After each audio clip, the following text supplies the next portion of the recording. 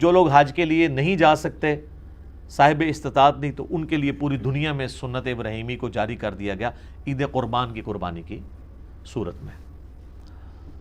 تو اس کے پیچھے جو اللہ تعالیٰ نے ایک ظاہری سبب بنایا حضرت ابراہیم علیہ السلام کی قربانی کا، اس کا ذکر سورہ الصافات کی آیت نمبر 100 سے آنورڈ موجود ہے۔ پارہ نمبر 23 کے اندر ابراہیم علیہ السلام کے اس واقعے کا ذکر ہے جس کی وجہ سے یہ سنت باقی رکھی گئی، اس میں اس کا ذکر بھی آ جائے گا۔ ابراہیم علیہ السلام کے بارے میں اللہ تعالیٰ فرماتا ہے کہ جب وہ اپنی قوم کو چھوڑ کے اتنی قربانیوں کے ساتھ نکلے، ہجرت انہوں نے اختیار کی، تو انہوں نے اللہ کے حضور دعا کی، ربی حب لی من الصالحین، اے میرے رب مجھے صالحین میں سے اولاد عطا فرما۔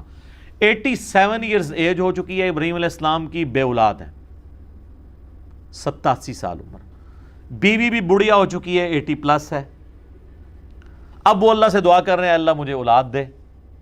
87 سال کی عمر میں ان کو اولاد ملتی ہے، اور وہ بچہ جب 12 سال کا ہوتا ہے، چلنے پھرنے کے قابل ہوتا ہے ان کے ساتھ۔ ابراہیم علیہ السلام کے بڑھاپے کا سہارا 99 ایئرز ان کی ایج ہو چکی ہے، اس وقت اللہ تعالیٰ کی طرف سے ایک حکم آ جاتا ہے انتہائی آزمائش والا۔ تو اللہ تعالیٰ ہمارا فبشرناہ بغلام حلیم، ہم نے انہیں ایک حلم والے بچے کی بشارت دی، بڑا صابر بچہ تھا۔ فلما بلغ معہ السعی، جب وہ ان کے ساتھ چلنے پھرنے کے قابل ہوا، یعنی 12 سال کی اس کی عمر ہوئی۔ اب یہ بچہ کون سا ہے اس میں اختلاف ہے، ایٹ لیسٹ مسلمانوں میں اہل سنت اور اہل تشیع تو اس پہ متفق ہیں آلموسٹ آج کی ڈیٹ میں، کہ یہ حضرت اسماعیل علیہ السلام ہے جن کی نسل سے ہمارے محبوب صلی اللہ علیہ وآلہ وسلم پیدا ہوئے۔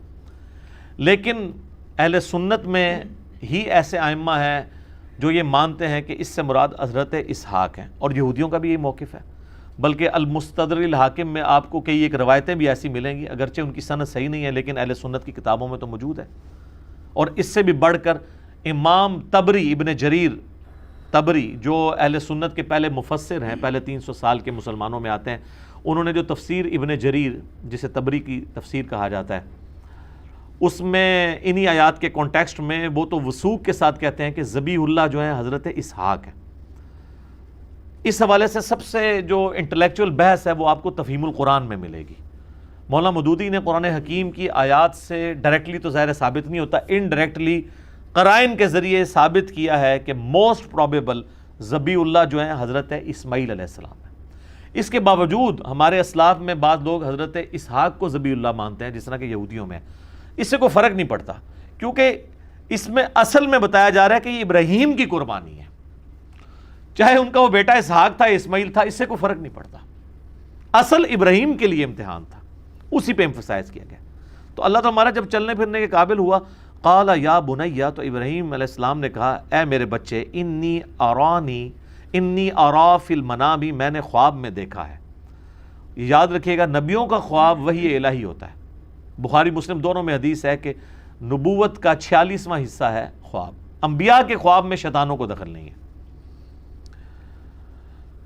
انی اذبحک فانظر ماذا تری، میں یہ دیکھ رہا ہوں کہ میں تمہیں خواب میں نے دیکھا کہ میں تمہیں ذبح کر رہا ہوں، تو بتاؤ تمہاری کیا رائے ہے۔ اب ظاہر ہے وہ بھی نبی کا بچہ تھا، اسے پتا تھا کہ جب نبی کو خواب دکھایا گیا تو اللہ تعالیٰ پریکٹیکلی یہ قربانی چاہ رہا ہے۔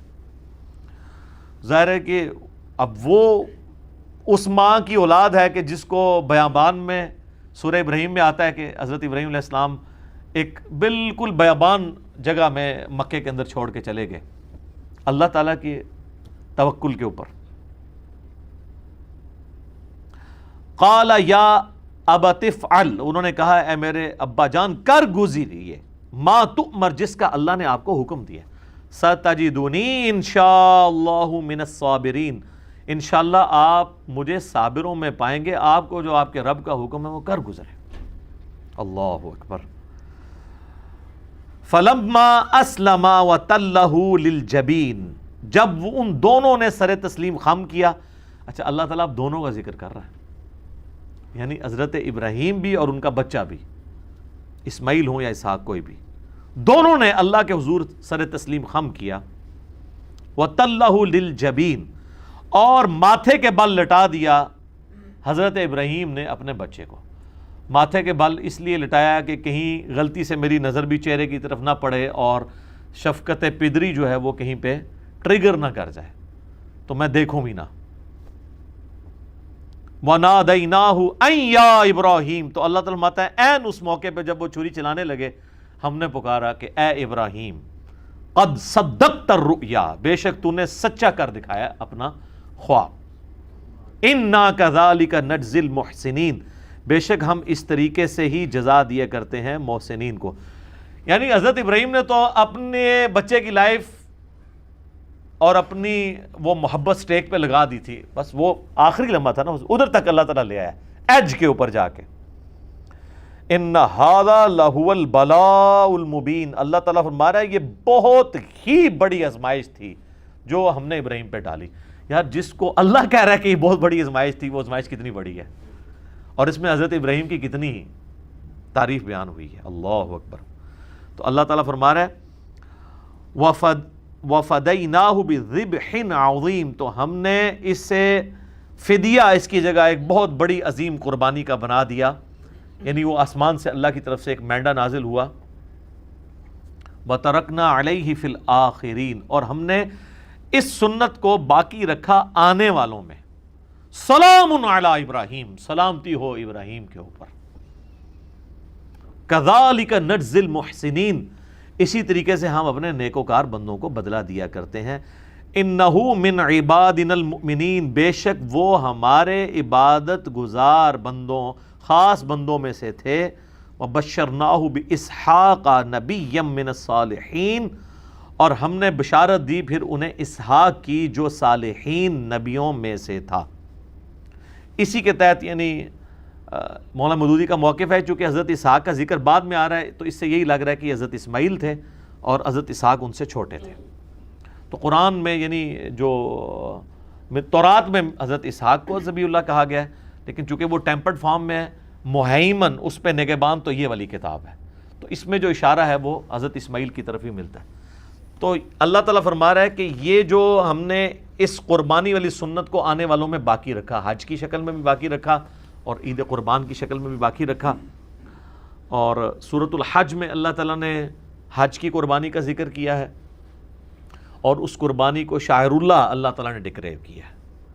اور یہ والی جو ہم جس قربانی عام جو عید قربان کا ذکر کر رہے ہیں، یہ بھی اس پہ تو پوری صورت ہے، انا اعطیناک الکوثر فصل لربک وانحر، اپنے رب کا نام لے کر قربانی کرو اور نحر کرو۔ تو یہ حضرت ابراہیم علیہ السلام کی یادیں ہیں جی، جو اس امت میں باقی ہیں سنت ابراہیمی کی شکل میں۔ لیکن اس میں اللہ تعالیٰ نے ایک بات کلیئر کٹ فرما دی، سورۃ الحج میں قربانی کا ذکر آیا تو اللہ تعالیٰ نے فرمایا کہ اللہ تعالیٰ کو نہ تو تمہاری ان قربانیوں کا خون پہنچتا ہے، نہ ہی ان قربانیوں کا گوشت پہنچتا ہے، بلکہ اللہ تمہارے دلوں کے تقوی کو چیک کرتا ہے۔ اسی کو سپورٹیو وہ صحیح مسلم کی حدیث ہے کہ اللہ تعالیٰ تمہاری شکلوں اور مال کو نہیں دیکھتا، دلوں اور اعمال کو دیکھتا ہے، کہ کس نے اللہ تعالیٰ کے لیے کمٹمنٹ شو کی ہے، اس کا اخلاص اللہ کے لیے کتنا ہے۔